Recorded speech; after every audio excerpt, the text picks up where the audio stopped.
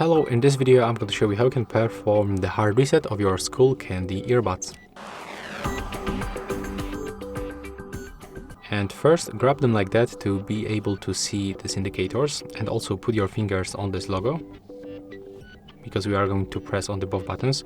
So we have to click 2 times and then hold for 2 seconds. So click and then click and hold for the 2 seconds.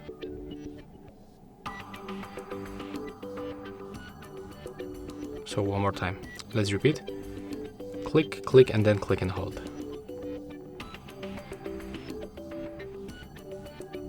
As you can see, they are right now resetting, and we perform the hard reset. So we have to click on them 2 times, and then 3rd time we have to hold.